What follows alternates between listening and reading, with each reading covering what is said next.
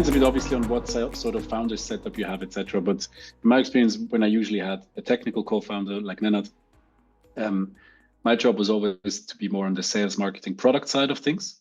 And in the beginning, you're sort of doing that both, right?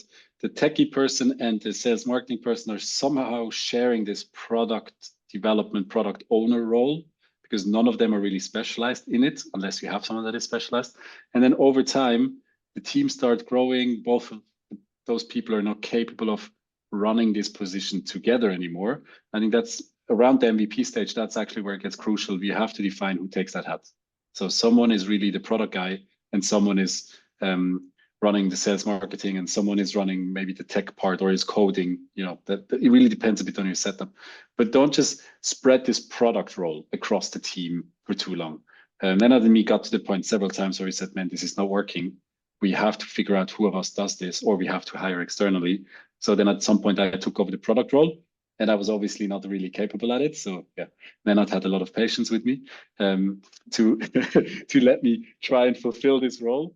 But then relatively quickly, we said this is a key hire for us at Mobile back then as a marketplace, to have someone that really is capable of taking what customer care says, bring us from the market, the data, translate that into the right features.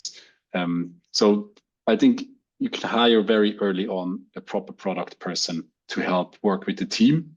And then as you grow, obviously, you'll have different people for different teams. And then there's, you know, in the tech department, I think Luis can also say a bit about that afterwards, because they did a lot in the internal testing with low-code platforms such as Bubble.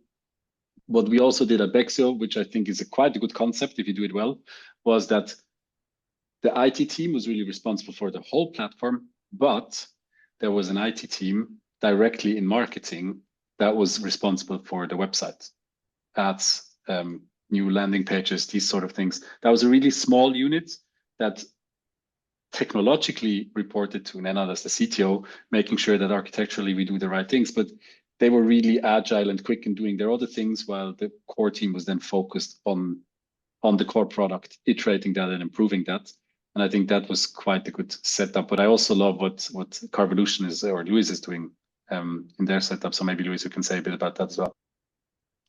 Yes, sure. As Laurent mentioned, we do have within Carvolution a project team, which is building MVPs basically. This could be processes or tools or platforms with a low or no code for the entire company.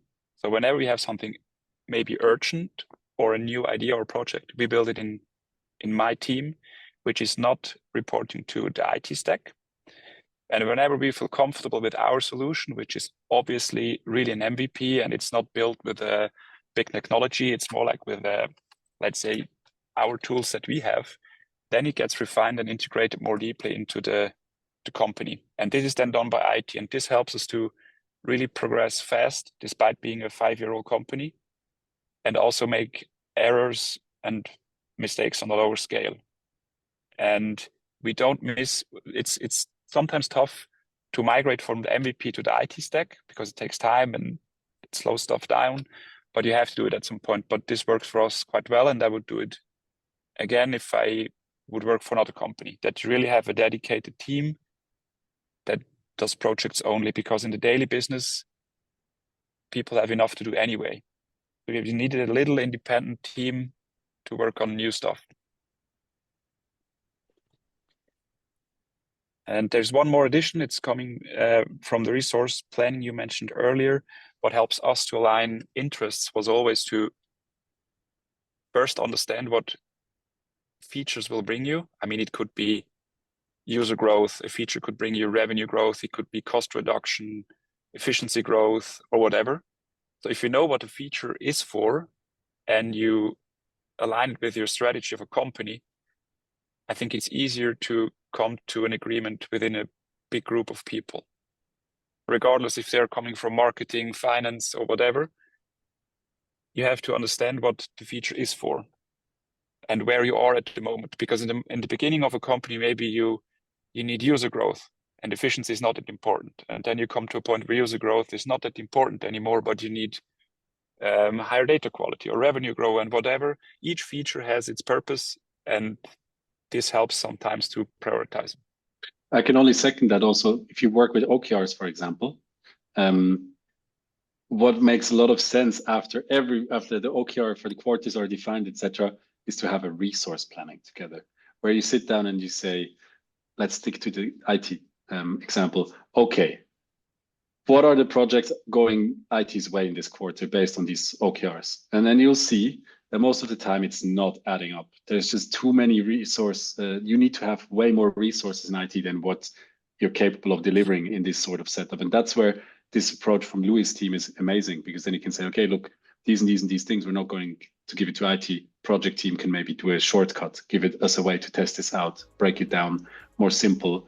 It will take a lot of pressure away from at the end of the quarter saying, yeah, but IT didn't have time, or operations didn't have time, or whatever. You know that early on.